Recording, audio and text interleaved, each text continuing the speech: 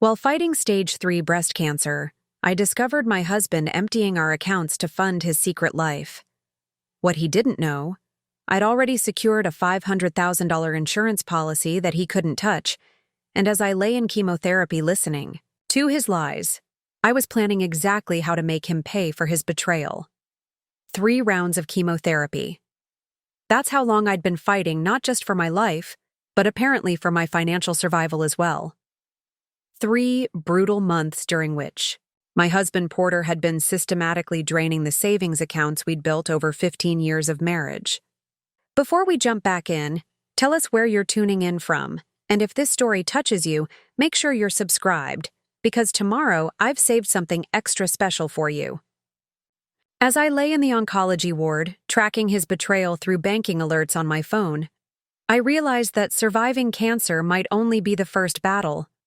The second would be saving myself from the man who'd promised to stand by me, in sickness and in health. The nausea from today's treatment is barely manageable, but it's nothing compared to the sickness I felt watching our retirement account balance drop by another $25,000 this morning. Porter thinks the notifications only go to our joint email, the one he now controls. He doesn't know about the separate alerts I set up last year when his behavior first started changing. Small precautions that seemed paranoid then but feel prophetic now. The oncology nurse adjusts my IV, her movements practiced and gentle. "Your husband called, said he's running late again. Work emergency." Her sympathetic smile tells me everything. This is the 3rd treatment in a row he's missed. The excuses are always the same, always just plausible enough. "Thanks, Denise. I'm used to it by now," I manage, trying to keep the bitterness from my voice. What I don't say, while he claims to be at work, his location sharing shows he's at a condo complex across town. The same location where $4,000 of our money paid for furniture last month. My phone vibrates with a text from Uncle Frank. "Finished analyzing those statements. Call me when you're alone. It's worse than we thought." I close my eyes, letting the rhythmic beeping of the medical equipment mask the sound of my rapidly beating heart. Uncle Frank, my mother's brother and a forensic accountant who spent 30 years tracking financial crimes, has been my silent ally for the past month. When the first unexplained withdrawals appeared, he was the one who showed me how to document everything without alerting Porter. Another patient's family arrives, their hushed voices and forced cheerfulness filling the treatment room. I envy their solidarity, the way they circle protectively around their loved one. My support system has been whittled down over the years. Friends gradually disconnected, family kept at arm's length. I see the pattern now, too late. Porter had been isolating me long before he started draining our accounts. The diagnosis 6 months ago should have brought us closer. Instead, it became his opportunity. While I was consumed with surgical consultations and treatment plans, he was consulting with banks and planning his exit. The first warning sign came when he insisted on managing all the medical bills to reduce my stress. His newfound financial attentiveness seemed like love then. Now I recognize it as calculation. The betrayal isn't just financial. My latest scans show progress, the tumors are shrinking, but Porter has been telling his family my prognosis is poor. I discovered this by accident when his sister called, tearfully asking if I needed anything in these final months. Her shock when I told her my actual prognosis was almost comical. Almost. I secretly recorded that conversation, along with dozens of others. Evidence gathering, another skill Uncle Frank taught me. "Document everything," he'd said. "Judges like paper trails." Denise returns to check my vitals, her efficiency comforting in a world that's become unpredictable. "Your color's better today," she observes, making notes on my chart. I force a smile. I feel stronger. It's not entirely a lie. The rage burning inside provides its own kind of strength. As she moves to the next patient, I pull out my tablet. Clicking through secure folders filled with financial records, Porter believes I'm too sick, too tired, too overwhelmed to notice what he's doing. Cancer patients are supposed to be focused on survival, not spreadsheets. His underestimation is my advantage. Through the treatment room window, I watch Porter's silver Audi pull into the premium parking space, the one reserved for patients too weak to walk far. He's 40 minutes late, but he'll arrive with flowers and apologies, playing the devoted husband for the medical staff. They all think he's wonderful, so attentive when he's here. I close the financial apps and open a medical website instead. Porter knows nothing about my secret account. The insurance policy I purchased after my mother died from the same cancer 3 years ago. Before my diagnosis, before his betrayal, I'd been pragmatic about our financial future. The $500,000 policy was meant to protect him if history repeated itself. Now, it's my protection against him. As he approaches, I school my features into grateful weakness. I've become an excellent actress, perhaps the only good thing to come from this betrayal. I've learned to appear more tired than I am, more dependent, more oblivious. Each sign of weakness on my part makes him bolder, more careless. "Hey, sweetheart." His voice carries that perfect note of concern as he leans in to kiss my forehead. The same voice that, according to my hidden recorder, told his girlfriend last night that it won't be much longer before he can put this chapter behind him. The irony isn't lost on me. Porter works in risk assessment for an insurance company, evaluating the likelihood of disaster scenarios. Yet he failed to assess the risk of betraying a woman with a forensic accountant in the family. My phone vibrates. Again, Uncle Frank sending documentation of the latest transfers. Porter notices my phone screen lighting up and reaches for it with casual possessiveness. "I'll put this in your bag, honey. You should rest." I release the phone, watching as he slides it into my purse, out of my reach. Another small control tactic I once mistook for caregiving. "How are you feeling today?" he asks, taking the visitor's chair beside me, flowers balanced in his lap. "Like I'm finally seeing things clearly," I answer truthfully. He nods sympathetically, misinterpreting my meaning.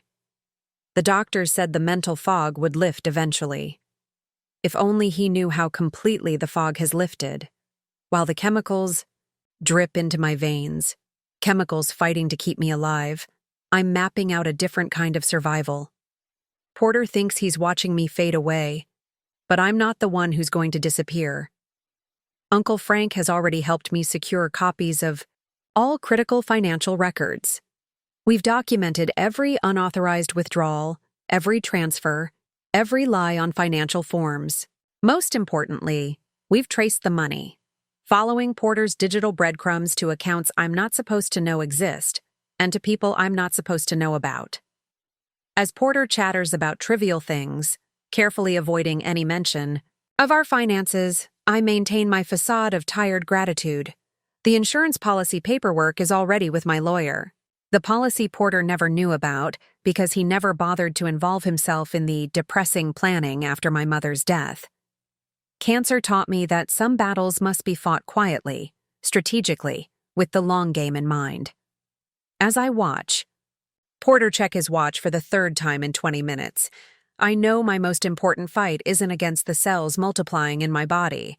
It's against the man multiplying our money in accounts he thinks I'll never find.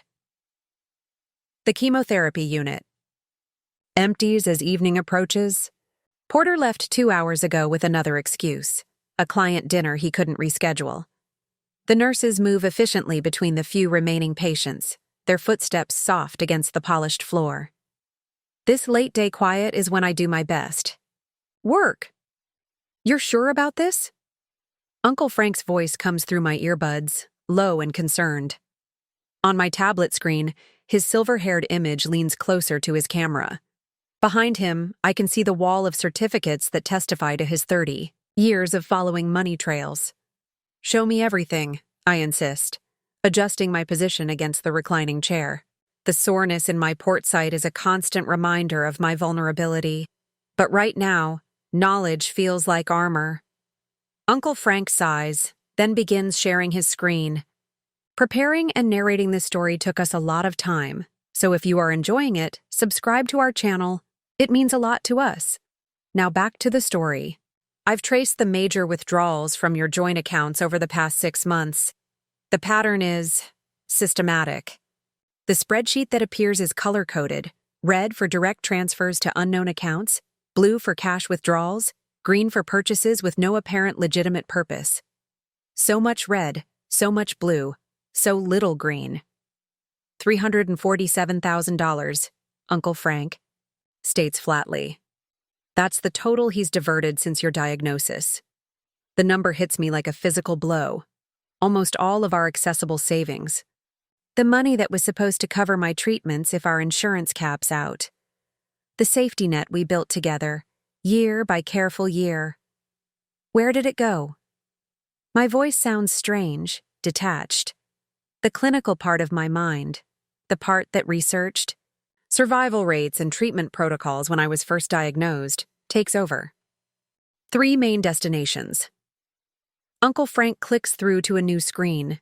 Approximately $190,000 went to a private account in his name only, opened 4 months ago. Another $82,000 went to various cash withdrawals, untraceable once they left them ATM, and $75,000 was transferred to a woman named Vanessa Carling. Vanessa. The name feels bitter on my tongue. Not a stranger then. His assistant. Uncle Frank nods grimly. Former assistant. Current companion, it seems. They've been making some interesting purchases together. Another click. Another spreadsheet. Furniture, airline tickets, a lease agreement for a waterfront condo. Each line item tells its own story. A life being built with my money, brick by stolen brick. He's planning to leave. The realization crystallizes, sharp and clear. I think he's already left in every way that matters, Uncle Frank replies gently. The paper trail suggests he's been planning this exit for at least 7 months. Before my diagnosis, then. The timeline lands like another blow. This wasn't opportunistic betrayal, taking advantage of my illness. This was premeditated, the illness simply providing convenient cover.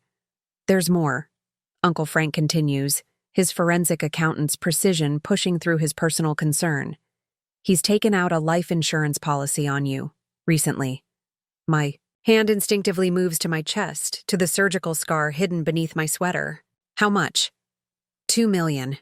Taken out 3 months ago just after your surgery. The timing is damning. After the doctors confirmed the cancer had spread to my lymph nodes, when the prognosis was most uncertain. He's betting on my death. The words hang in the antiseptic air of the treatment room. It looks that way, and he's made himself the sole beneficiary. I think of Porter's sudden interest in my treatment schedule, his questions about prognosis, always when I'm most exhausted, most vulnerable, his insistence on speaking to doctors alone to spare me the details. The way he subtly emphasizes my fatigue, my weakness, when others are watching. Counting on a convenient natural death, I murmur, remembering the call to his sister about my supposedly terminal condition. Uncle Frank's silence is heavy with unspoken concern. Finally, he asks, "Do you feel safe going home tonight?" The question should shock me. Instead, it feels like the logical next step in this unfolding nightmare. Do I feel safe with the man who's been systematically preparing for, perhaps hoping, for my death? He won't do anything obvious, I say, thinking aloud. Porter's too careful, too concerned with appearances. Uncle Frank's expression remains troubled. Financial betrayal and physical danger aren't as separate as people think. In my experience, when there's this much money involved and this much deception, he doesn't finish the thought. He doesn't need to. I have the security system. I remind him.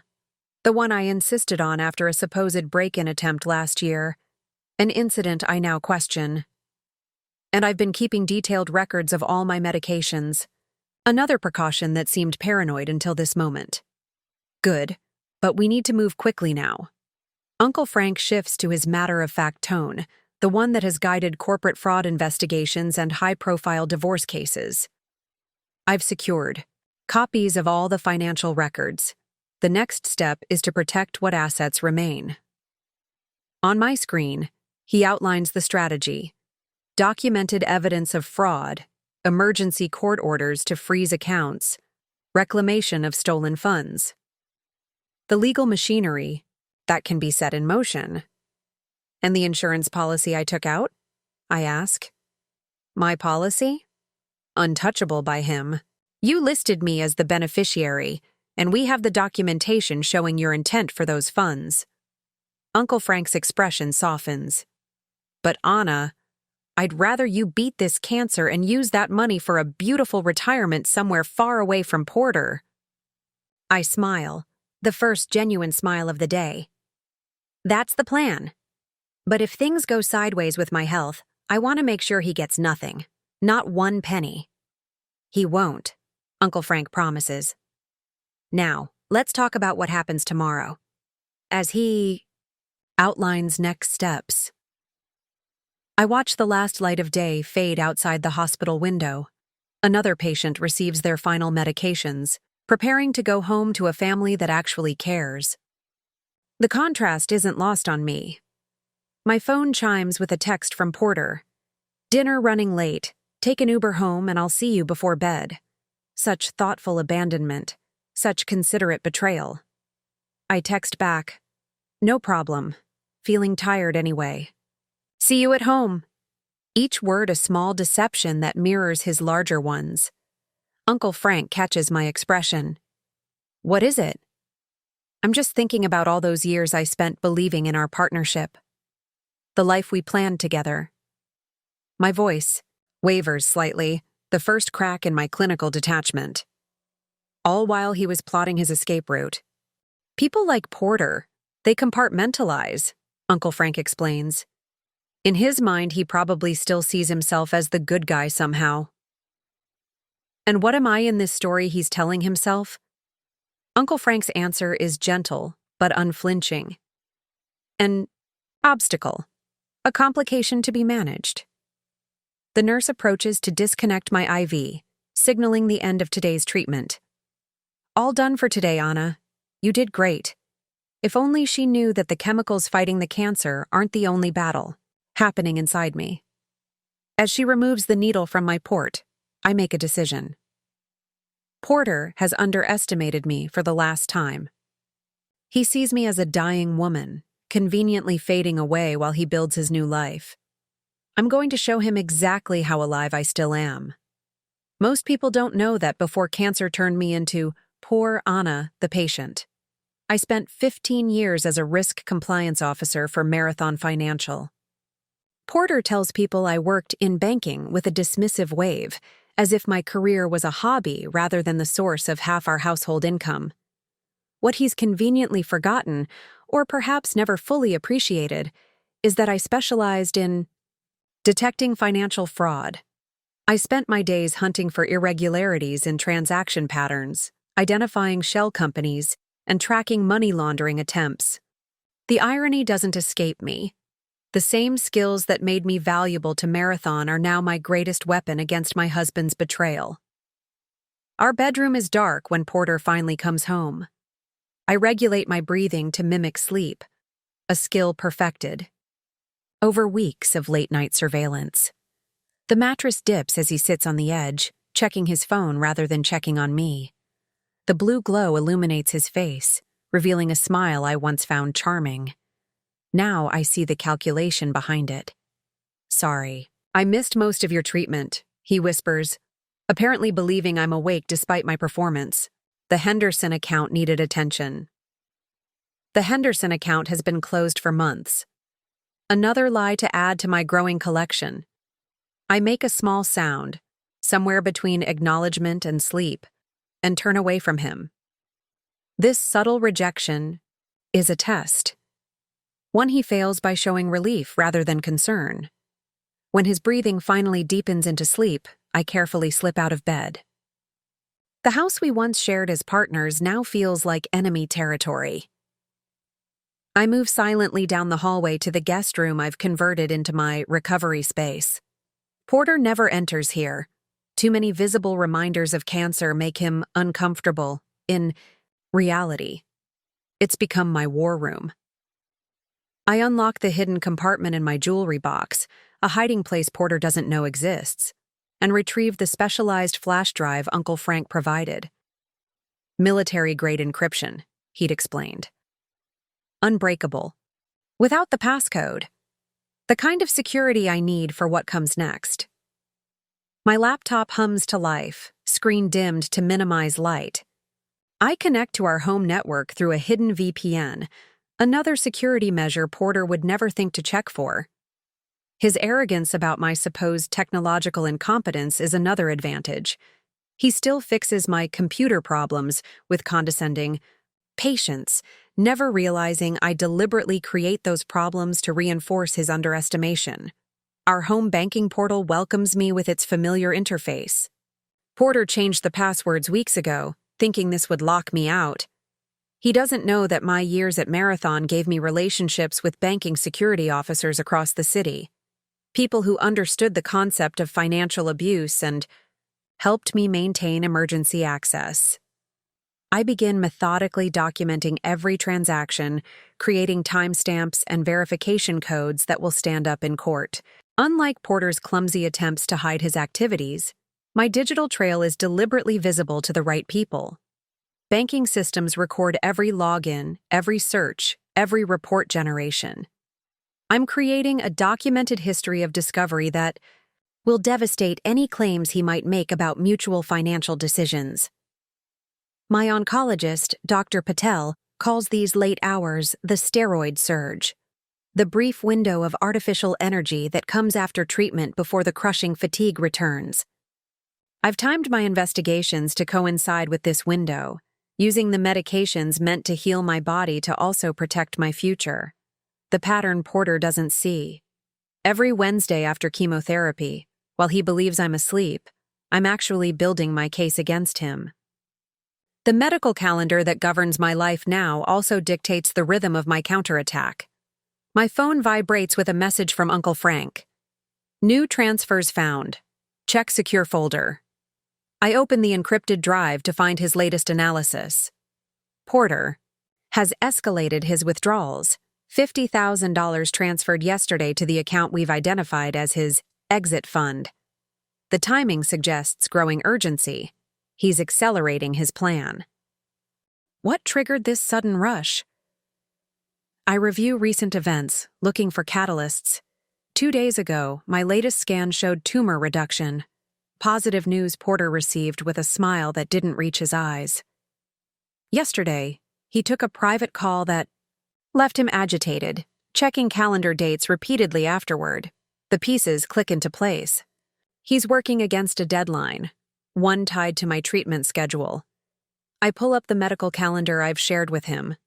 My last scheduled chemotherapy session is marked for October, followed by my comprehensive evaluation.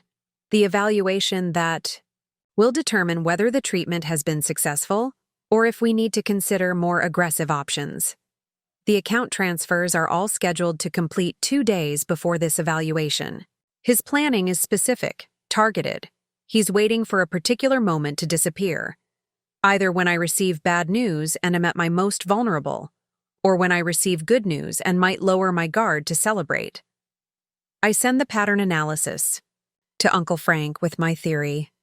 His response is immediate. Accelerate our timeline, meeting tomorrow instead of next week. While Googling Porter's symptoms, I once read that cancer operates by corrupting normal cells until they become malignant forces within the body. Porter has undergone his own malignant transformation, from partner to predator. The medical terms feel strangely applicable. Invasive, metastatic, consuming resources meant for growth to feed destruction instead. From the master bedroom, I hear Porter's phone chime with a message. He stirs, checks it, then slips out of bed. His whispered conversation is barely audible, but I don't need to hear the words to know he's talking to Vanessa. Their late-night calls follow a pattern, too. I connect my specialized microphone, another tool from Uncle Frank's investigative arsenal, and record the conversation. Porter's voice grows clearer as he moves to the hallway bathroom, believing the running water will mask his words. Yes, everything's on schedule. The last treatment cycle ends in October. No, she doesn't suspect anything. The accounts will be emptied by then. Yes, I've started moving my personal items gradually. She's too sick to notice missing cufflinks and watches. Each whispered betrayal is captured, time-stamped, and added to my evidence file. Unlike the cancer cells temporarily retreating in my body, the evidence against Porter grows stronger every day. I close my laptop as his footsteps return to the bedroom. Tomorrow's meeting with Uncle Frank will set our countermove in motion. Porter believes he's executing the perfect exit strategy, timed to a vulnerable moment in my treatment. He doesn't realize I've been anticipating his every move, analyzing his patterns with professional precision. In the Financial Crimes Division, at Marathon we had a saying, "Smart criminals follow patterns. Brilliant investigators recognize them first." Porter may believe he's clever, but he's never faced an adversary who specialized in finding people exactly like him. As I return to bed, slipping under the covers without waking him, I allow myself a moment of grim satisfaction. He sleeps peacefully beside me, believing he's just days away from his new life. He doesn't realize he's sleeping next to the financial equivalent of a forensic pathologist, someone trained to reveal the exact cause and manner of a financial death. And I've just completed his autopsy before he's even dead. The oncology center's waiting room has become my unofficial office. Today's appointment isn't until 11 Iskar, but I arrive at 8:30, nodding to the receptionists who no longer question my early arrivals. They assume I'm seeking peace away from home, a partial truth that serves my purposes. "Good morning, Anna." Dr. Patel's voice startles me slightly. She's earlier than usual, white coat crisp, dark hair pulled back in her characteristic tight bun. "You're becoming part of the furniture around here." I smile, closing the financial app on my phone. "It's easier to think clearly here sometimes." She sits beside me, clipboard in hand. The waiting room is otherwise empty, a rare moment of privacy. "Porter not joining you today?" "Business meeting," I reply, the lie coming easily. In reality, Porter is meeting with a real estate agent to discuss selling our house, information gleaned from his unencrypted emails. Dr. Patel's expression shifts subtly. She's careful, professional, but I've noticed her growing skepticism regarding Porter's absences. "Anna, is everything all right at home?" Beyond the obvious cancer challenges, I mean. The question hovers between us. For a moment, I consider confiding in her, adding another ally to my small coalition. But operational security, as Uncle Frank calls it, requires minimum exposure until we're ready to move. "Just the usual adjustment issues," I offer instead. "Cancer changes relationships." "Yes, it does." She hesitates, then continues with measured care. "Sometimes it reveals what was already there." Our eyes meet, and I sense she understands more than she's saying.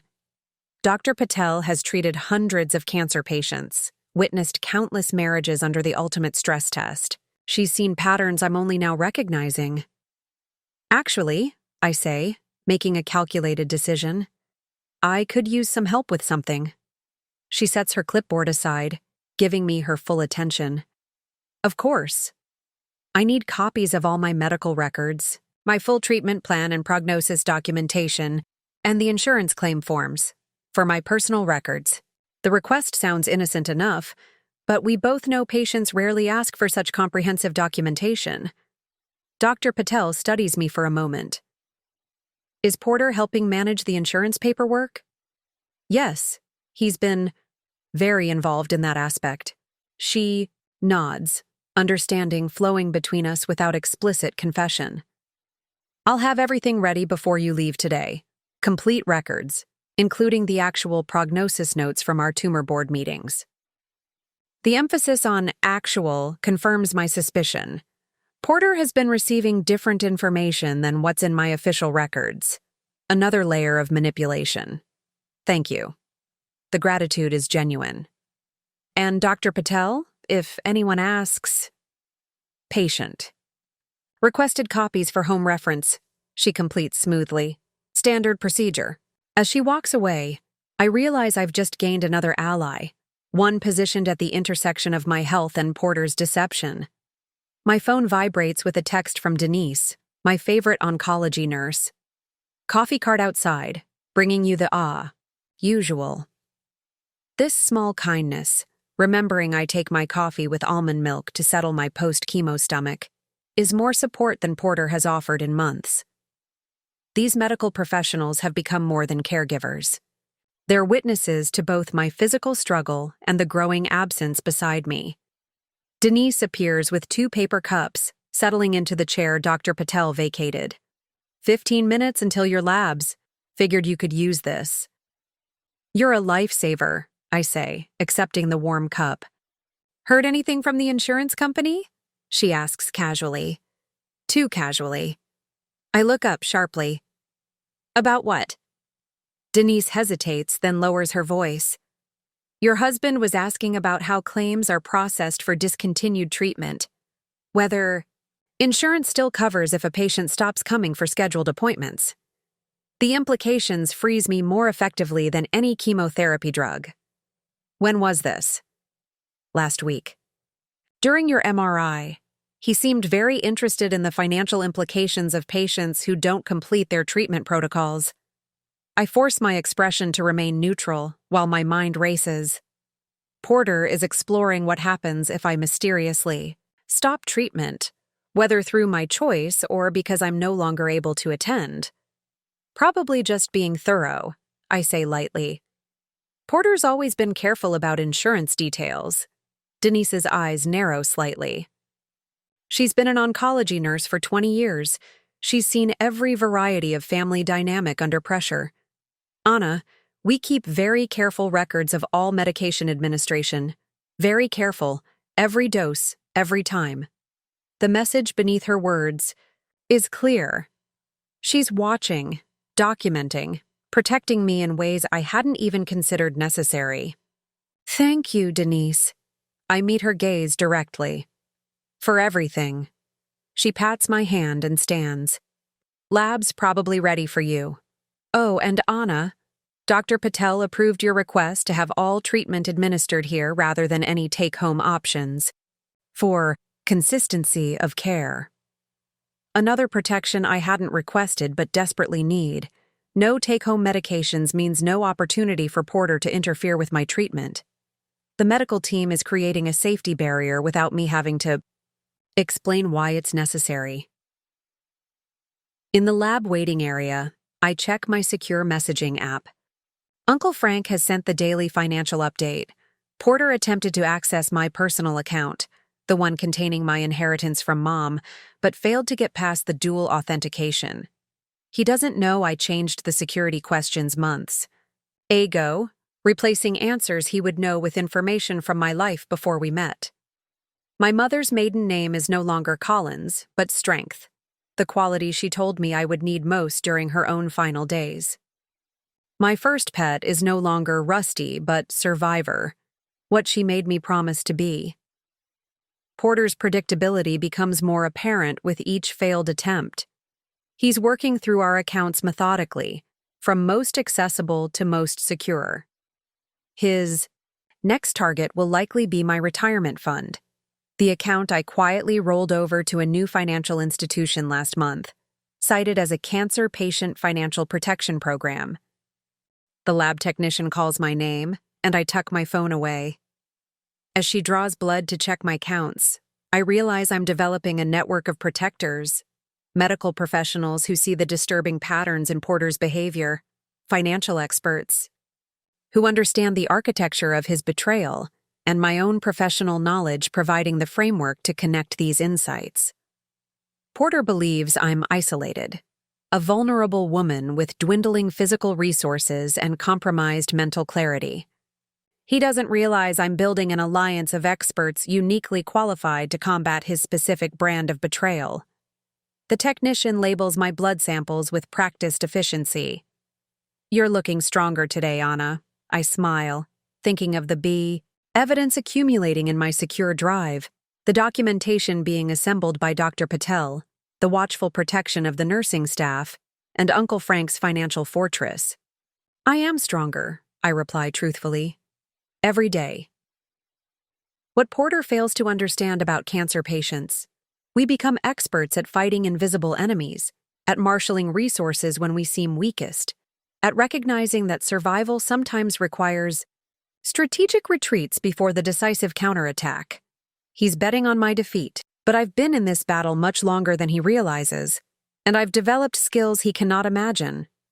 The autumn rain taps against the kitchen window as I prepare a simple breakfast. Toast I probably won't eat, and ginger tea to settle my persistent nausea. Porter left early for a breakfast meeting downtown, another entry in his growing ledger of absences. These quiet mornings alone have become valuable reconnaissance time. My laptop sits open on the counter, displaying what appears to be a cancer support forum but is actually a secure connection to Uncle Frank's analysis system. The innocent-looking website is our cover. If Porter happens to glance at my screen, he'll see only what appears to be other cancer patients sharing coping strategies. "We need to talk about Vanessa," Uncle Frank says through my earbuds. "She's more involved than we initially thought." I sip my tea, clicking through to what looks like a forum thread but is actually financial documentation. "Show me." She's not just the girlfriend. She's the co-conspirator. Uncle Frank's image appears in what seems to be a profile picture but is our secure video connection. The condo lease lists her as the primary tenant, but the application shows expected occupancy of 2 adults, submitted 3 months ago. The timeline pierces me anew. 3 months ago, I was celebrating my first clear scan. The tumor had responded to initial treatment. Porter had brought champagne home. We'd toasted to beating this thing together, while planning his exit strategy with another woman. "There's more," Uncle Frank continues. "Vanessa recently accepted a position at Meridian Financial." I nearly drop my mug. Meridian is Porter's company's biggest competitor. "He's changing jobs?" It appears so, but the timing is suspicious. Meridian doesn't typically hire lateral positions from direct competitors unless they're bringing client information with them. I finish, my banking compliance experience filling in the blanks. "They're planning corporate espionage." Uncle Frank nods grimly. "I found communications suggesting Porter has been gathering proprietary client information from his current firm. The kind of information that would violate his non-compete agreement and potentially constitute corporate theft." I process this new dimension of betrayal, not just personal and financial, but professional. The scale of Porter's deception keeps expanding, concentric circles of fraud that extend beyond our marriage. What about the money transfers? Are they just funding the new life, or is there more? Uncle Frank clicks to a new document. This is where it gets complicated. Some funds are clearly personal: furniture, travel, the condo. But a significant portion, about $120,000, went to establish what appears to be a shell company, Lakeside Consulting. Registered to Vanessa? I guess. Correct. On paper, it's a financial advisory firm. In reality, it seems to be a vehicle for transferring client relationships away from Porter's current employer before he makes his move. The professional implications are staggering. Porter isn't just stealing from me, he's stealing from his employer, planning to deliver client relationships to their competitor for what would undoubtedly be a substantial signing bonus. A new message pops up on my secure line, an alert from the tracking software I installed on our home network. Someone has accessed our shared cloud storage using Porter's credentials, but not from any of his known devices. "We have another player," I tell Uncle Frank, forwarding the alert. "Someone else is accessing our files." Uncle Frank's fingers fly across his keyboard. IP address traces to Meridian Financial's corporate headquarters. Someone at Meridian is reviewing our personal files. The violation sends a chill through me. Not someone. Their legal department. Uncle Frank's expression darkens. They're doing due diligence on Porter before bringing him aboard, checking for potential complications, like a cancer-stricken wife who might create messy obligations. I think of the conversations I've overheard, the fragments that now align into a coherent picture. Porter hasn't just been planning to leave me. He's been presenting me as a liability he's managing, a problem with a predictable endpoint. The doorbell interrupts my thoughts. According to our security system, no vehicles have approached. Someone has come on foot. I need to go, I tell Uncle Frank, closing the secure connection and switching my screen to an actual cancer support forum, my ready camouflage. Through the peephole, I see a woman I don't recognize, professional attire, leather portfolio under her arm. I open the door cautiously, security chain still engaged. Anna Matthews? Her smile is practiced, pleasant. I'm Caroline Weber from Meridian Financial. I was hoping to speak with Porter. The audacity steals my breath. Coming to our home. Using his real name but not identifying herself as what she clearly is. A representative checking on his transition plans. He's at a meeting, I reply, studying her. Is he expecting you? A flicker of uncertainty crosses her face. Not exactly. This is more of a follow-up on some paperwork. She hesitates, then adds with careful sympathy. I understand you've been unwell. I hope I'm not disturbing your rest. The condescension is subtle, but unmistakable. She's been briefed on me, the inconvenient, dying wife. The complication being managed. Actually, I'm feeling quite well today, I reply with deliberate brightness. My last scan showed significant tumor reduction. The doctors are very optimistic. Her expression freezes momentarily. This clearly contradicts whatever narrative Porter has presented. That's wonderful news, isn't it?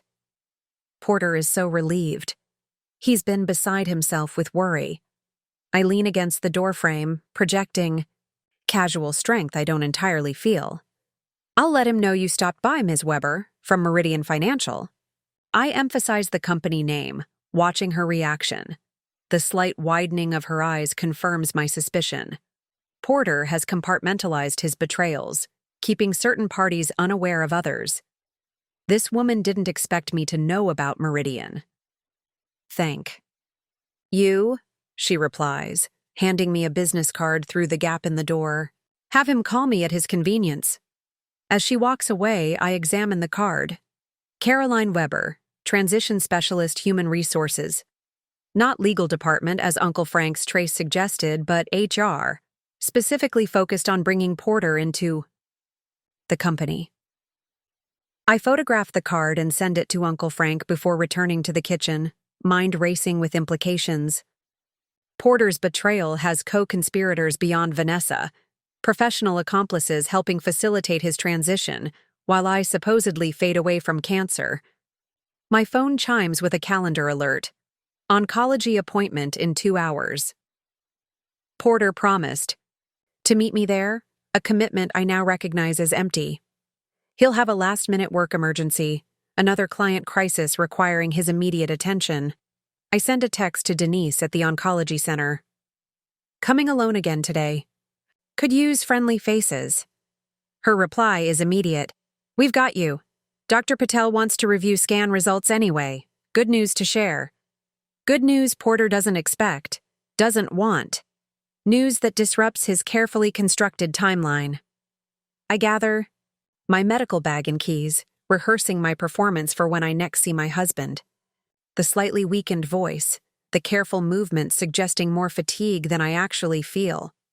The role of the declining patient that feeds his confidence and carelessness. As I drive to the oncology center, I realize Porter has created an extensive network to facilitate his betrayal. Vanessa, Meridian Financial, possibly others I haven't yet identified. But he failed to consider that I might create my own network.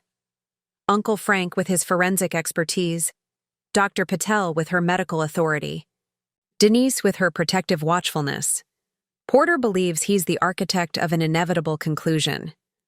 He doesn't yet understand that I'm reconstructing the very foundation beneath his feet and preparing for it to give way precisely when he believes he's standing most secure. In the quiet of the oncology center's meditation room, waiting for my blood counts to be processed, memories surface like artifacts revealed by receding water. The signs were always there, breadcrumbs of betrayal I was too busy surviving to notice. 8 months ago, before the diagnosis, Porter began working late every Tuesday and Thursday. A new client with complex needs, he explained. His cologne changed around the same time, subtly more expensive, applied more carefully. I'd noticed, but dismissed it as a midlife refresh, perhaps an attempt to impress senior partners. Now I recognize those Tuesdays and Thursdays align perfectly with Vanessa's yoga schedule, information gleaned from her public social media accounts.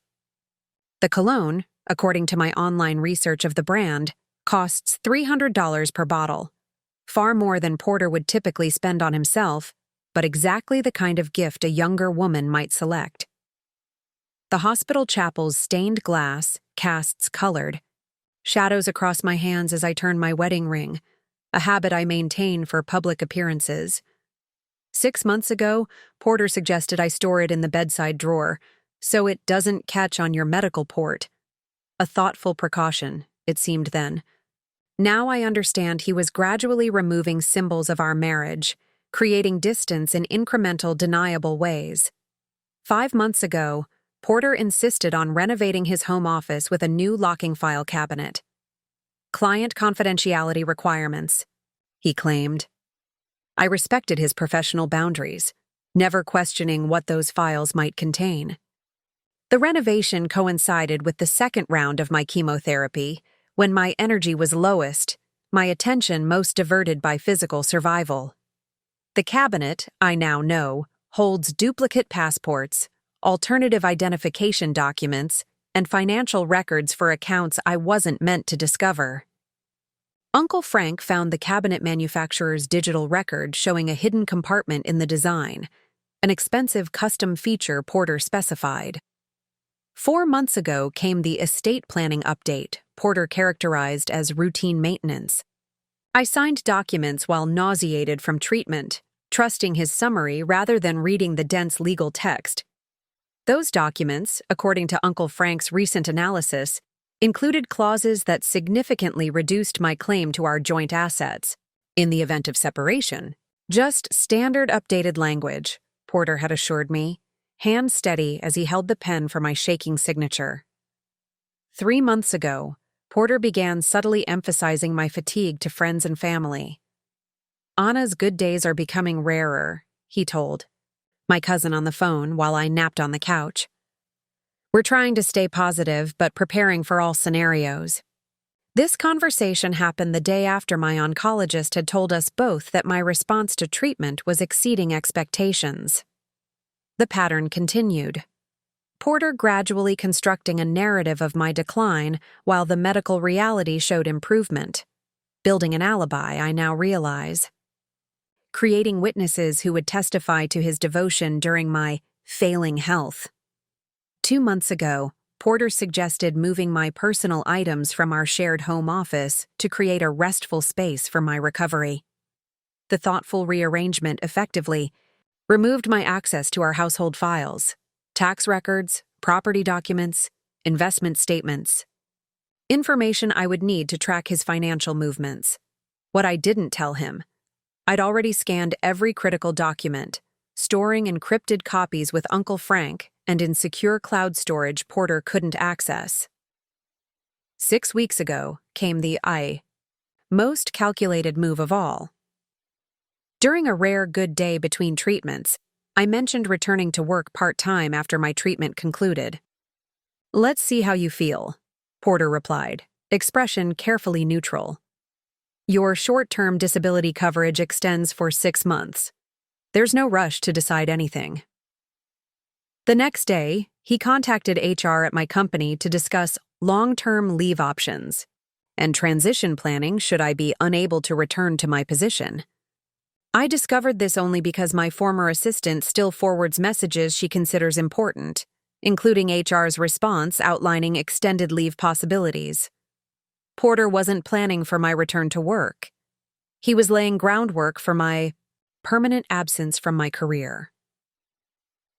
1 month ago, Porter began moving physical items so subtly I almost missed it. The expensive watch my parents gave him as a wedding gift disappeared from his drawer. His winter clothes never came up from seasonal storage in the basement. His favorite books vanished one by one from our shelves, not leaving all at once, but gradually extracting himself. A slow, calculated erosion of his presence in our home. 2. Weeks ago, I overheard him on the phone discussing October 15th as a transition date. My final scheduled treatment is October 14th. The timing is not coincidental. The meditation room door opens as Denise appears with my lab results.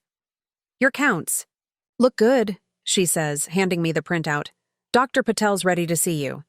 I tuck away these memories, these warning signs I can now see with painful clarity. Each recalled moment is another piece of evidence, another thread in the tapestry of betrayal I'm methodically documenting. Porter calculated his moves assuming cancer would consume all my attention and energy. He failed to realize that fighting for my life has made me more observant, not less, more attuned to threats of all kinds, more determined to survive them all. The warning signs weren't missed. They were simply filed away, waiting for the moment I had the strength to address them. That moment has arrived. The first sign that Porter's timeline has accelerated comes in the form of a missed pill. My nightly medication routine is precise. Antiemetics, to control nausea, steroids to counteract inflammation, sleep aids to combat the insomnia that comes with treatment. Each pill is counted, monitored, necessary. Tonight, the small white tablet that prevents acid reflux, a common side effect of my chemotherapy regimen, isn't in its compartment in my pill organizer. Looking for something? Porter asks from the doorway, his casualness too studied to be genuine. My omeprazole is missing, I say, deliberately using the medication's technical name rather than the brand name he'd recognize. A small test. His expression doesn't flicker. Maybe you took it already? The steroids can make you forgetful. A reasonable suggestion. Except I know precisely what each medication looks like, and I haven't taken this one yet. Moreover, Porter shouldn't know about steroid-induced memory issues unless he's been researching medication side effects, something he's shown no interest in until now. Maybe, I concede, making a mental note to check our medicine cabinet camera footage later.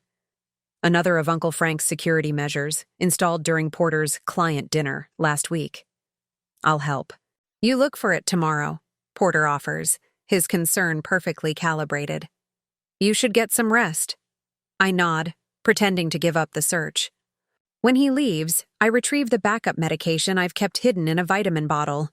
Another precaution that seemed paranoid until this moment. Later that night, the security alert on my phone confirms what I suspected. Porter entered the bathroom. At 6:42 p.m., opened my medication organizer and removed a pill. The small camera disguised as an air freshener captured the entire sequence. I forward the footage to Uncle Frank with a simple message. It's starting. His reply is immediate. Meeting tomorrow, 10 a.m. The usual place. Sleep eludes me despite the medication. Porter's escalation from financial betrayal to potentially tampering with my medical treatment crosses a line that sends adrenaline coursing through my system. The danger is no longer abstract or future-oriented. It's present, tangible, and potentially life-threatening. Morning brings a new development. Over breakfast, Porter casually mentions that he's updated our home insurance policy. Just routine renewal, he explains, sliding a document across the table for my signature. They needed both signatures since we're co-owners. I scan the paperwork, keeping my expression neutral despite the alarm bells ringing in my mind. The coverage amounts for personal property have increased significantly, particularly the sections covering jewelry, art, and collectibles. Items that could mysteriously disappear in a break-in. Seems like a big increase, I observe mildly. Are we really insured for too little before? Porter's smile doesn't reach his eyes. The agent recommended it. Property values have gone up, and replacement costs aren't what they used to be. I sign the document, making a mental note to contact the insurance company directly later. Another thread to pull, another document to add to the growing file. I might be late tonight, Porter adds, checking his watch. Quarterly planning meeting that can't be rescheduled.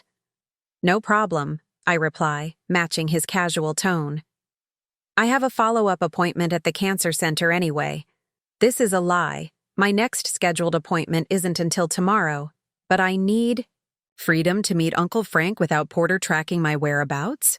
The cancer center has become my cover story, the one place Porter never questions my presence.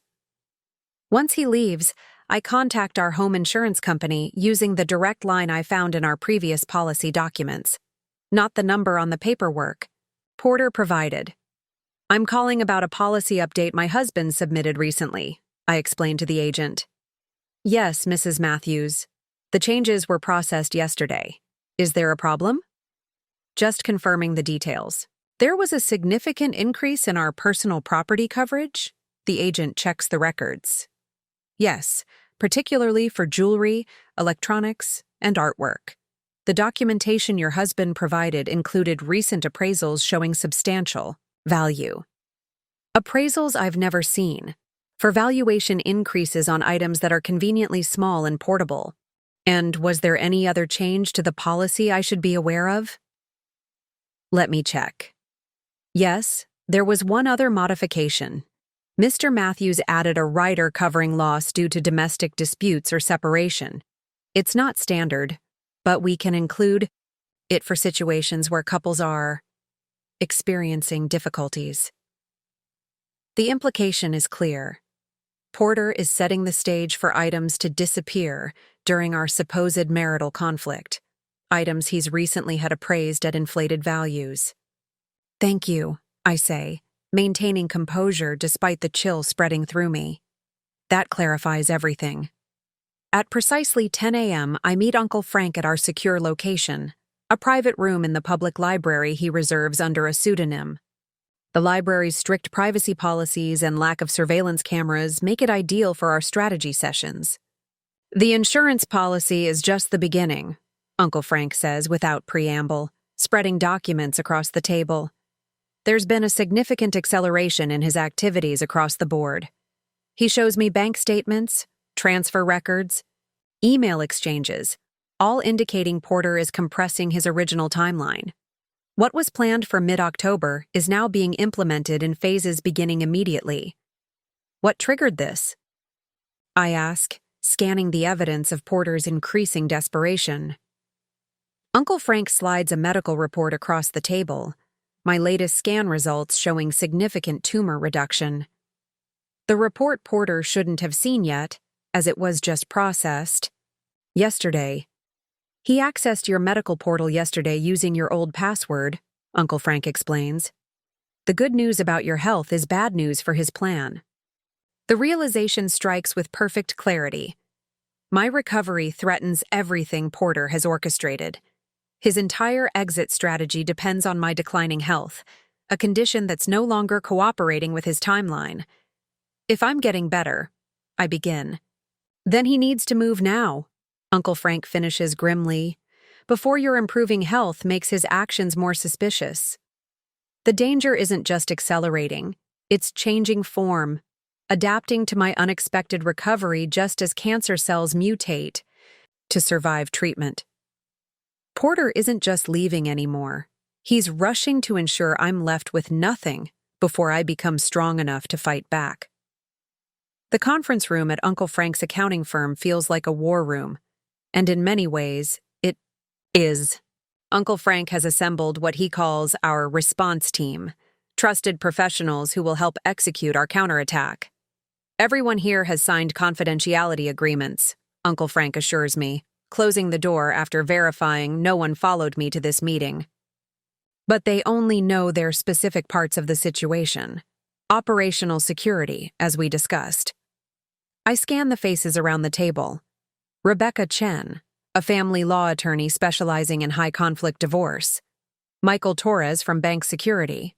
At First National, my bank, not Porter's. Dr. Patel, who has taken personal time to attend, and Detective Sarah Ingram from the Financial Crimes Division, an old colleague of Uncle Frank's. Thank you all for coming, I begin, my voice stronger than it's been in months. The urgency of the situation has burned away the fog of treatment fatigue. I know Uncle Frank has briefed you on your specific areas of concern, but let me provide the complete picture. For the next 20 minutes, I outline Porter's betrayal, the financial theft, the career sabotage, the medical manipulation, the insurance fraud preparation, and now, the acceleration of his plans. I present the evidence methodically, my years of financial compliance work evident in the organized documentation. As of this morning, he's transferred approximately $412,000 from our joint assets, I conclude. He's established his exit strategy with Meridian Financial, documented false medical decline despite my improving condition, and begun what appears to be insurance fraud preparation. Most concerning, there's evidence of medication tampering. Dr. Patel speaks first, her professional demeanor barely containing her anger. The medication interference alone is potentially criminal. If he's removing anti-nausea medication, it could compromise your treatment adherence and recovery. Detective Ingram nods. The financial evidence shows clear intent and premeditation. The transfers, particularly those disguised as medical expenses, constitute fraud. The corporate espionage angle with Meridian adds another dimension of criminal liability. Rebecca, the divorce attorney, studies my documentation with practiced eyes. This is one of the most thoroughly documented cases of marital financial fraud. I've seen. The challenge isn't proving what he's done, it's stopping him before he completes his plan. Which brings us to why we're here today, Uncle Frank says, taking control of the meeting. Anna's situation presents unique challenges. Porter is accelerating his timeline because her medical improvement threatens his narrative. We need to implement countermeasures immediately. For the next hour, we craft a multi-layered strategy.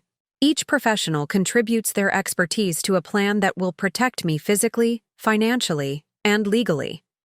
Michael from Bank Security initiates emergency protocols for my accounts. We're implementing what we call a silent lock. Explains.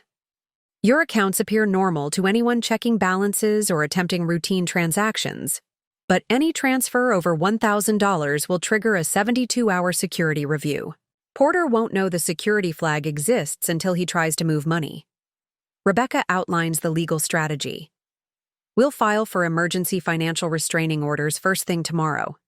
The documentation you've gathered provides ample justification. This will legally freeze your joint assets while the court reviews the evidence of financial exploitation of a medically vulnerable spouse. Dr. Patel's contribution focuses on my medical security. I've already moved all your prescriptions to the hospital pharmacy where we have strict identity verification protocols. Additionally, I've documented your actual prognosis and treatment response in contrast to what Porter has been telling others. The discrepancy is significant evidence of his deception. Detective Ingram explains her role. Based on the evidence of financial fraud and potentially criminal interference with medical treatment, we have grounds to open an investigation. This allows us to legally obtain Porter's communications with Meridian and Vanessa, which could reveal additional criminal conspiracy. The plan encompasses every aspect of Porter's betrayal, but it's the timing that's most critical. Porter is moving quickly, but we need to move faster, and with perfect coordination. When do we execute? I ask, reviewing the timeline we've established. Uncle Frank looks at each team member for confirmation before answering. The financial safeguards will be in place by end of day. Legal filings happen first thing tomorrow. The detectives' inquiries begin simultaneously. But most importantly, we need to secure your physical safety immediately. This is the part of the plan I've been most resistant to, acknowledging that Porter's desperation might extend beyond financial betrayal to something more immediately dangerous. I can have a patrol car monitoring your neighborhood starting tonight, Detective Ingram offers. Unofficially, of course, until we file formal charges. I shake my head. That would alert him. I need him to believe his plan is still working. Then you can't go home, Dr. Patel says firmly. Medical advice.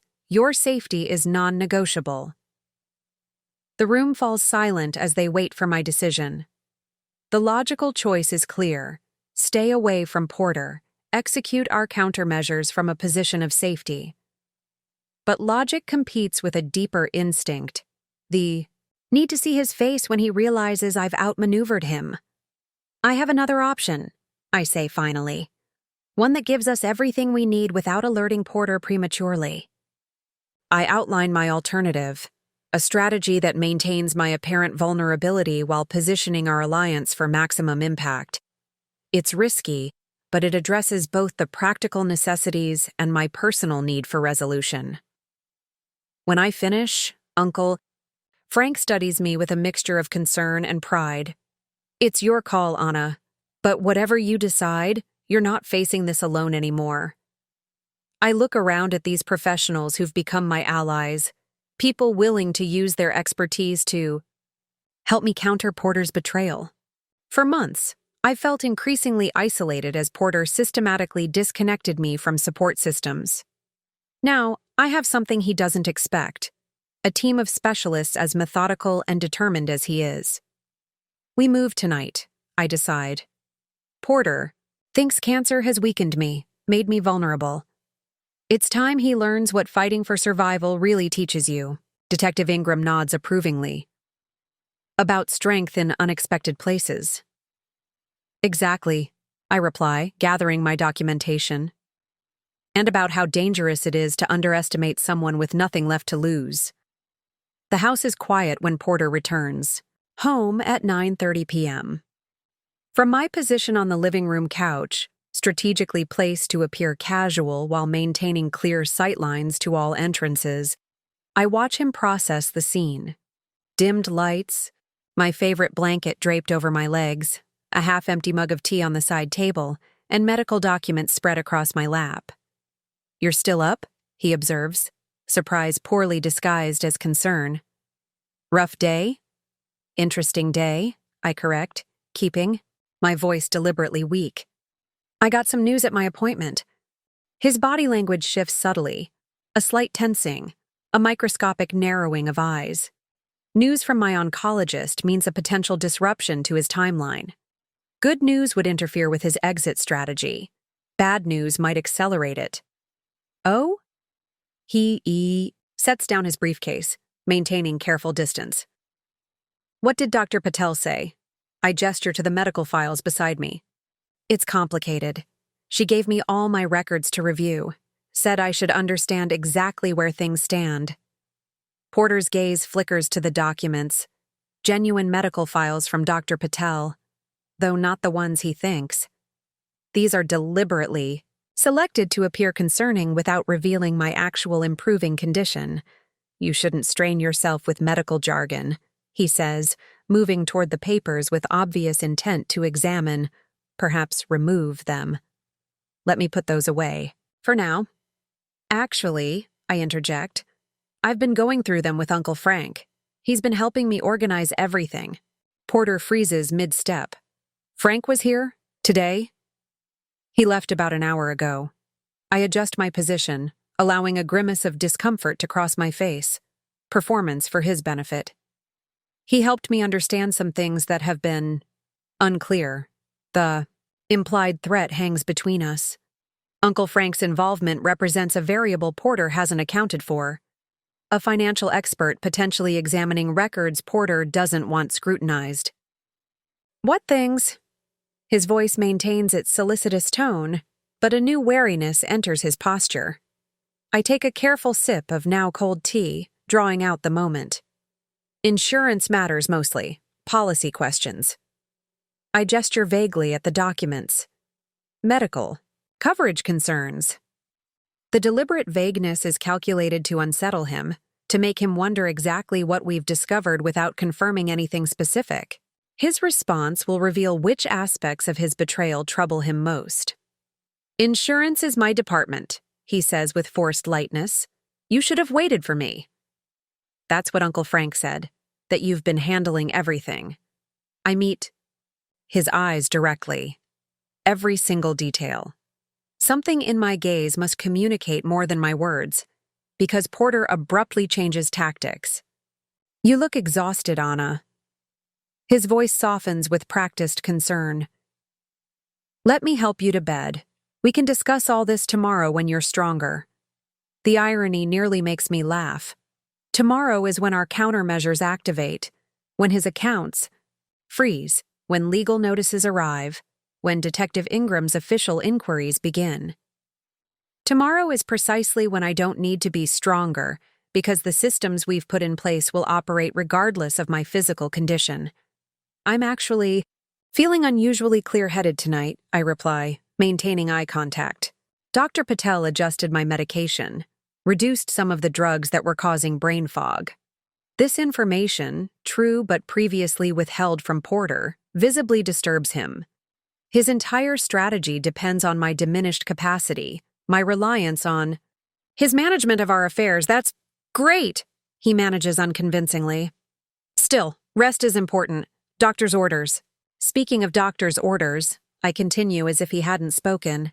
Dr. Patel had some concerns about my medication adherence. Apparently, some of my blood work shows inconsistent levels, almost as if I've been missing doses. The color drains from Porter's face so subtly that only someone watching for it would notice. "The side effects can make it hard to keep track," he offers weakly. "That's why I use my pill organizer," I counter. "The one you helped me set up. With each day's medications, carefully sorted." He doesn't respond immediately, calculating his next move. I can almost see the risk assessment happening behind his eyes. How much do I know? What evidence exists? How to maintain the facade a little longer? "Anna, what's really going on?" he finally asks, abandoning the concerned spouse script for a more direct approach. "You seem different tonight." I am different. I slowly reach for a folder hidden beneath the medical documents, the folder containing printouts of his financial transfers, email exchanges with Vanessa, the Meridian employment contract, and photographs of him removing medication from my cow. Organizer. Cancer changes people, Porter, makes them see things more clearly, makes them understand what matters. His eyes fix on the folder, but he doesn't reach for it. "What is that?" "Everything," I answer simply. "Everything you didn't think I was strong enough to discover, organized enough to document, or alive enough to use against you." The facade crumbles completely. Anger replaces concern. Calculation replaces compassion. This is the real Porter, the one I've glimpsed in unguarded moments over recent months. "You have no idea what you're talking about," he snaps. "The chemo is making you paranoid." "Maybe," I concede, opening the folder to reveal the first page, a bank statement with his unauthorized transfers highlighted in vivid yellow. But Uncle Frank isn't on chemotherapy. Neither is Detective Ingram from Financial Crimes. Neither is Rebecca Chen, the attorney who filed emergency financial orders this afternoon. I hand him the folder, watching realization dawn as he flips through the meticulously organized evidence of his betrayal. "While you were planning my convenient decline," I continue, my voice growing stronger with each word, "I was building something you never expected, an alliance of experts documenting your every move." Porter's expression hardens from shock to calculation. "These are misunderstandings I can easily explain. Temporary financial arrangements during a difficult time. Save it for your arraignment, I reply, revealing my phone on the cushion beside me, recording our entire conversation. The medication tampering alone is enough for criminal charges. He stares at the phone, then at me, the full magnitude of his miscalculation finally registering. You couldn't have put this together, not while you were sick, not alone. That was your fundamental mistake, I tell him, rising from the couch with more strength than he's seen in months. Believing that, cancer made me weaker, when in reality, it taught me exactly how to fight against something trying to destroy me from the inside. The doorbell rings. Perfect timing as arranged with Detective Ingram, who waits outside with the financial crimes warrant. That would be the detective, I inform him calmly. With a warrant for financial records and electronic devices, Meridian. Financial has already been served with subpoenas regarding your corporate espionage arrangements. As Porter's world collapses around him, I feel no victory, only resolution. Cancer taught me that survival isn't about winning. It's about continuing despite the damage, about rebuilding what remains after devastating loss. The hidden insurance policy was just the beginning, I tell him as Detective Ingram's knock echoes, through our soon-to-be former home.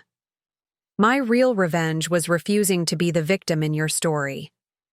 The morning after Porter's arrest brings a strange quietness to the house, a silence that feels neither empty nor lonely, but cleansed. I move through the room slowly, not from weakness, but from deliberate presence, reclaiming spaces that had become infiltrated by betrayal. My phone buzzes with a text from Detective Ingram. Arraignment set for 2 p.m. Prosecutor recommends you not attend. Your statement is sufficient for now. I appreciate her concern, but have no intention of following this recommendation. Seeing the legal consequences unfold is an essential part of my healing process, a concrete manifestation of justice that cancer patients rarely get from their disease. Uncle Frank arrives at 11 a.m., his familiar knock a comforting rhythm. He brings coffee and legal updates in equal measure. Porter spent the night in holding, he reports, settling into what has become his usual chair at my kitchen table. No bail hearing until after arraignment. His attorney tried to expedite, but the medication tampering charges complicate things significantly. I sip my coffee, real coffee, not the weak tea Porter insisted was better for my condition. Another, small freedom reclaimed.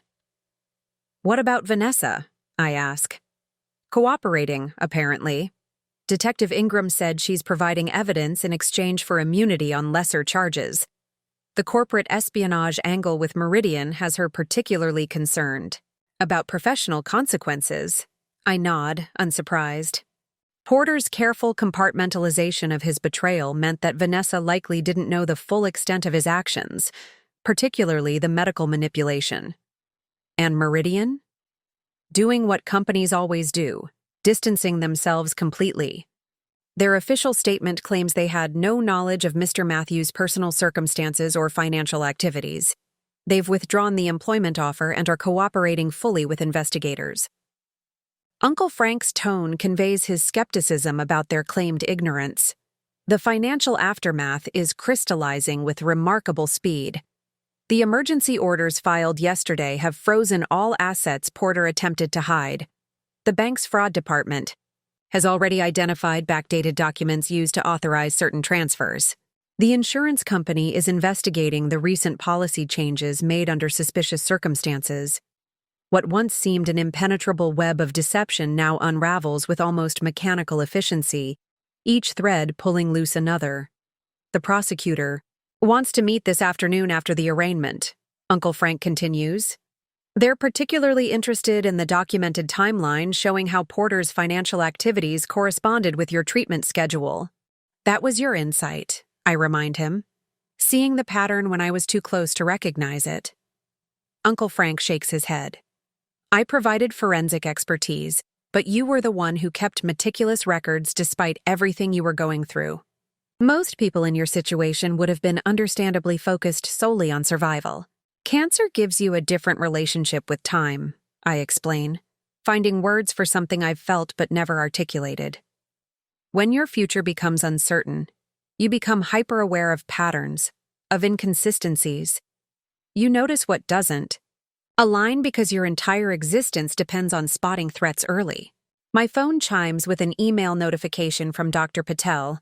My latest blood work results show continued improvement. My body is healing in parallel with my life circumstances, a synchronicity that feels appropriate. At 1:30 p.m., dressed in professional attire I haven't worn in months, I enter the courthouse with Uncle Frank beside me. The prosecutor, a sharp-eyed woman named Elena Vasquez, meets us in the hallway. "Mrs. Matthews, thank you for coming, though it wasn't strictly necessary today." Her handshake is firm, her assessment of me clinical but compassionate.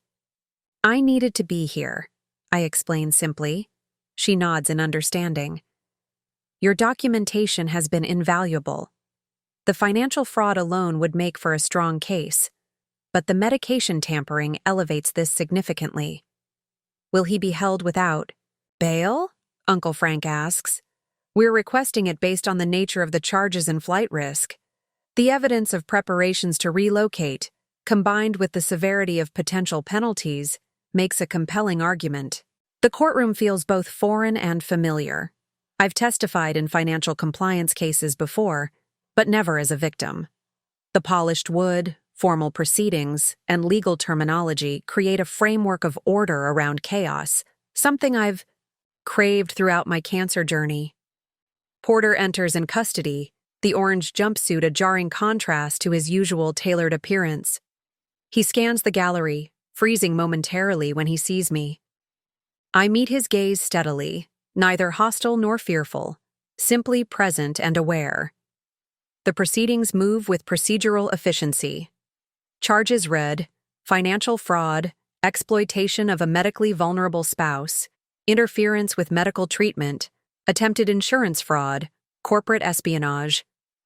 Porter pleads not guilty to all counts, his attorney arguing for bail with practiced indignation.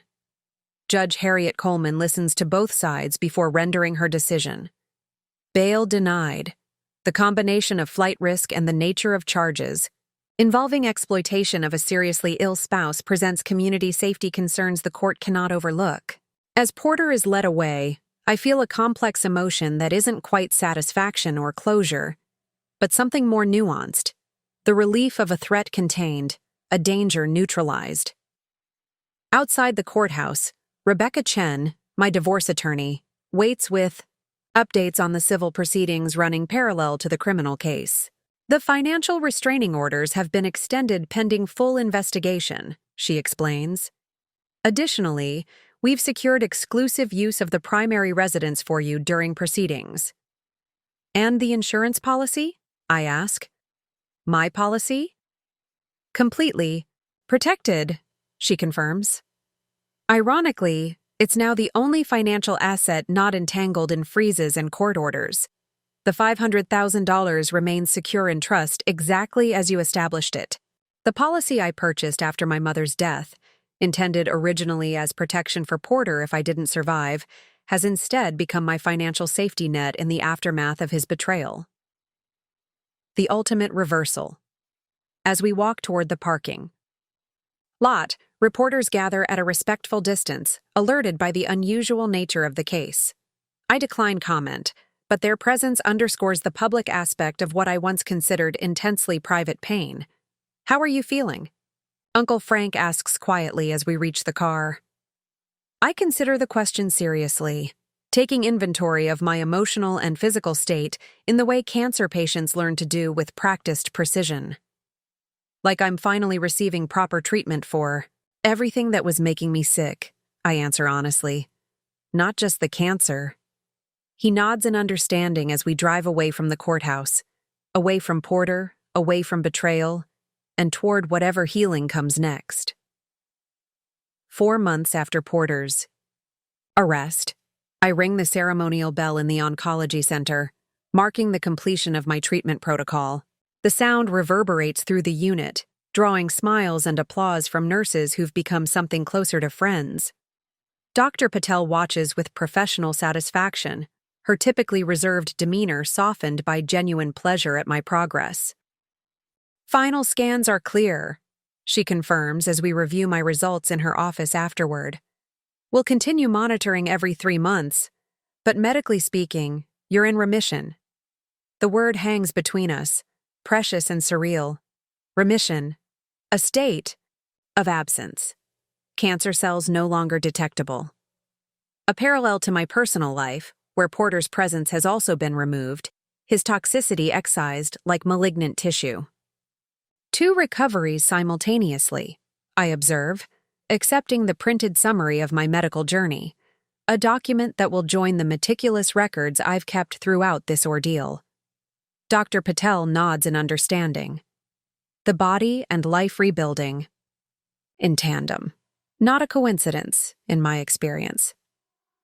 Outside in the parking lot, Uncle Frank waits to drive me to another important appointment.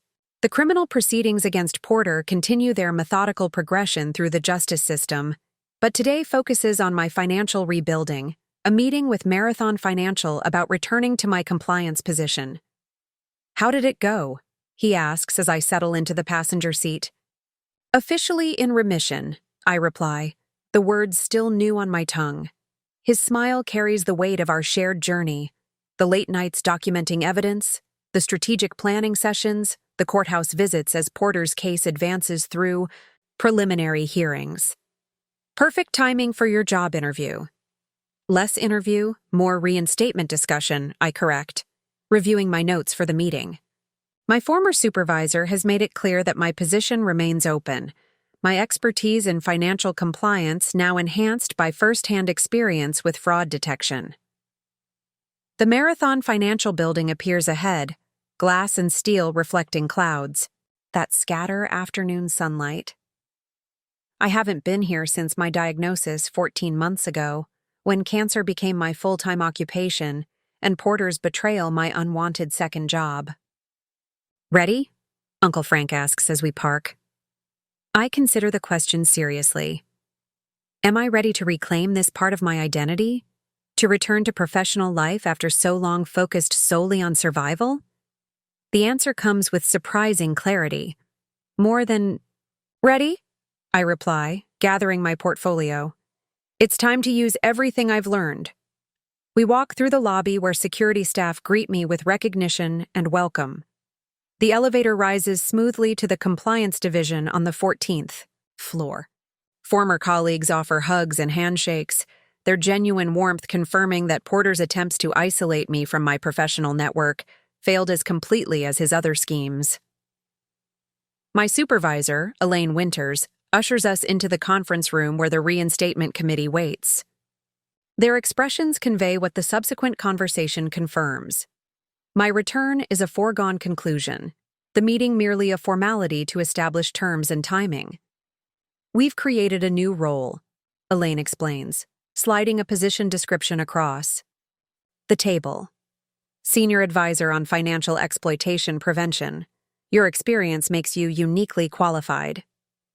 I scan the document, noting the responsibilities focused on protecting vulnerable clients, elderly investors, those with medical circumstances affecting financial management, individuals experiencing sudden wealth changes.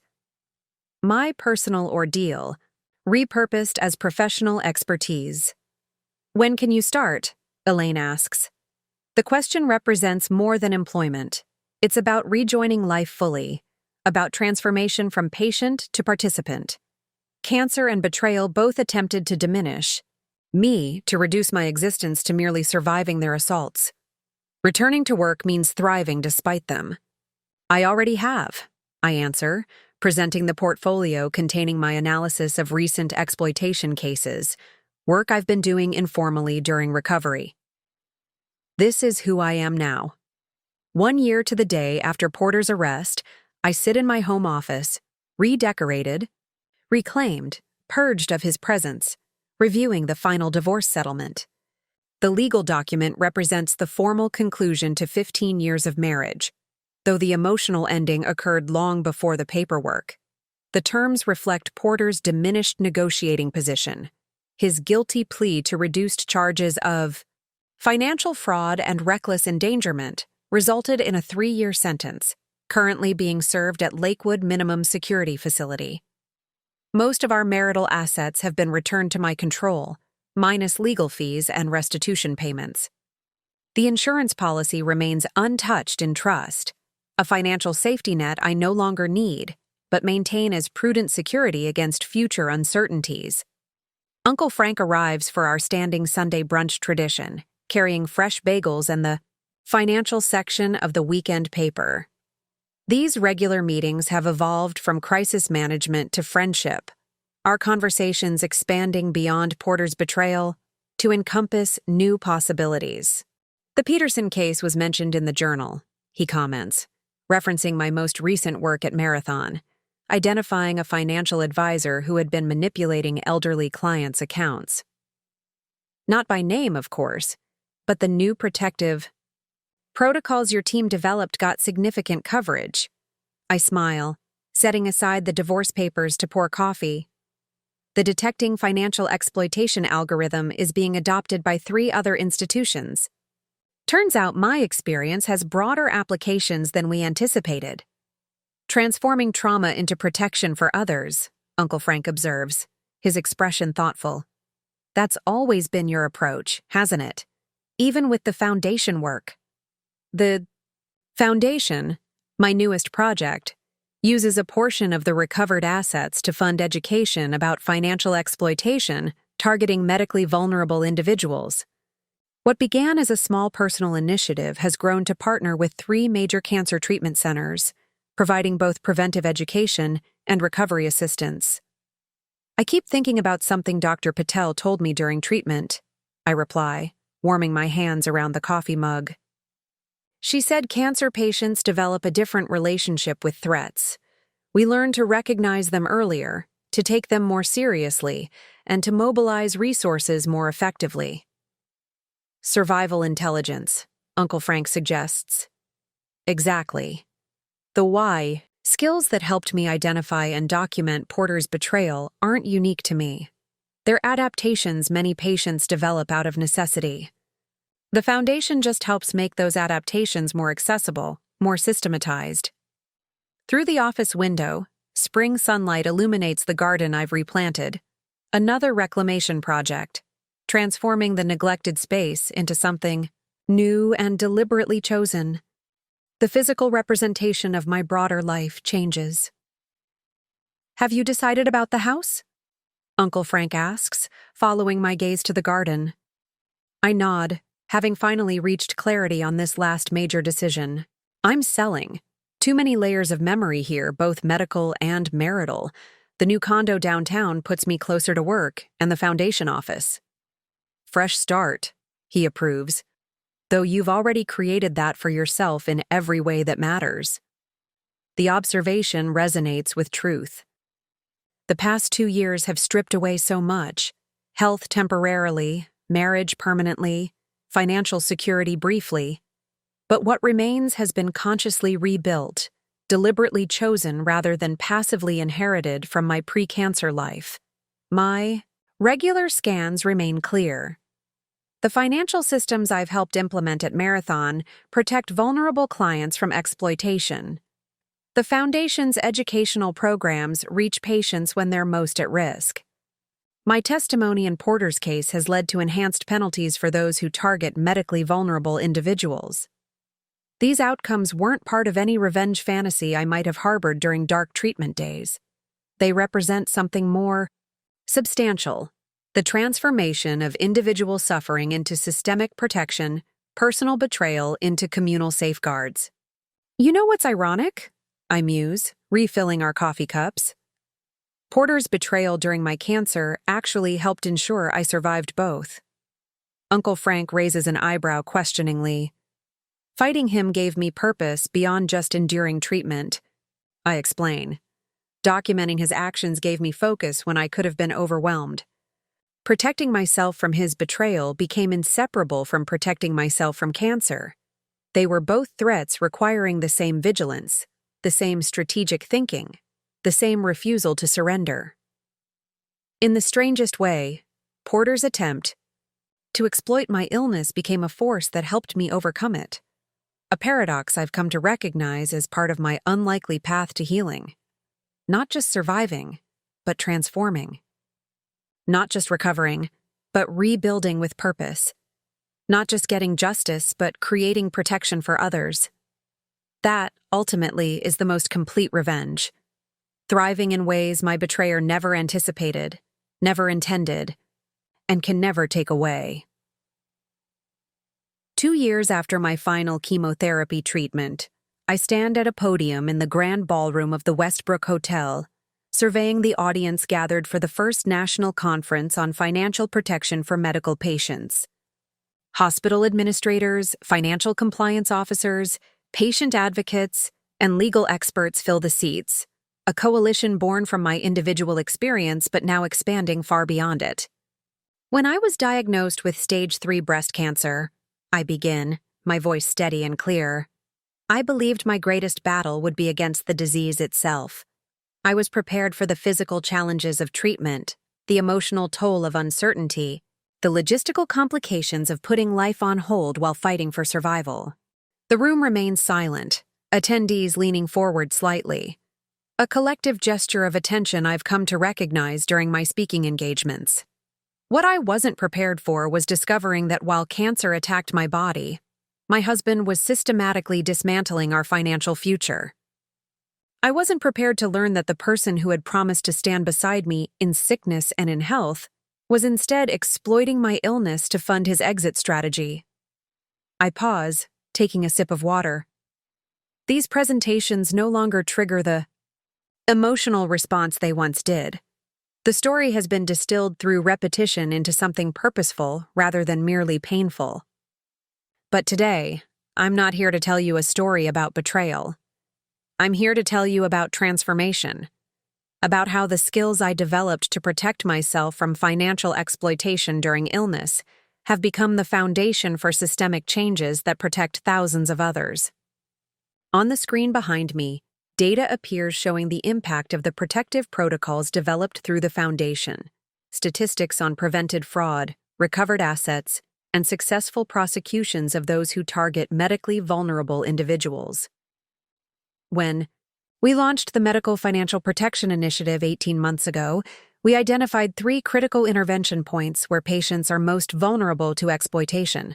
I gesture to the visual representation of our framework. During diagnosis shock, when cognitive processing is compromised by emotional overwhelm. During treatment fatigue, when physical depletion makes monitoring financial details nearly impossible. And during recovery transition, when changing capabilities create new vulnerabilities. The audience, professionals who encounter these patterns daily, nod in recognition. By implementing targeted protections at each stage, participating institutions have reduced financial exploitation of patients by 64% in less than 2 years. The specialized algorithms we've developed have flagged suspicious transaction patterns that might otherwise have gone unnoticed until irreparable damage occurred. In the front row, Uncle Frank watches with quiet pride. At 72, he's officially retired but serves as the Foundation's board chairman, his forensic accounting expertise guiding our most technical initiatives.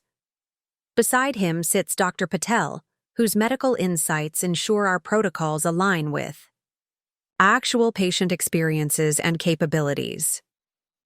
The hidden insurance policy that first protected me from complete financial devastation has grown into a comprehensive system of safeguards that protect patients across the country. I continue. What began as one person's defensive strategy has become an institutional framework for prevention. As I conclude my presentation and answer questions from the audience, I'm struck by how completely circumstances have transformed. Porter, who once dismissed my career as working in banking, now sits in a minimum security prison while financial institutions nationwide implement protocols I've helped develop. The skills he underestimated have become the foundation of systems protecting others from people exactly like him. Later, as I sign copies of my book, Financial Immunity, Protecting Your Assets During Health Crises, a young woman approaches with tears in her eyes. Your foundation's monitoring program flagged unusual withdrawals from my accounts during my lymphoma treatment, she tells me, voice catching. It turned out my brother-in-law had been using my medical power of attorney to transfer funds. Without the alert system, I might have lost everything. Her words, variations of which I've heard countless times, confirm what I've come to understand.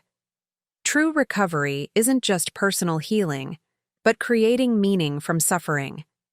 The most complete response to betrayal isn't revenge but reformation, changing systems so the same harm can't befall others.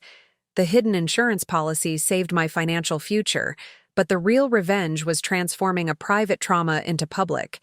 Protection?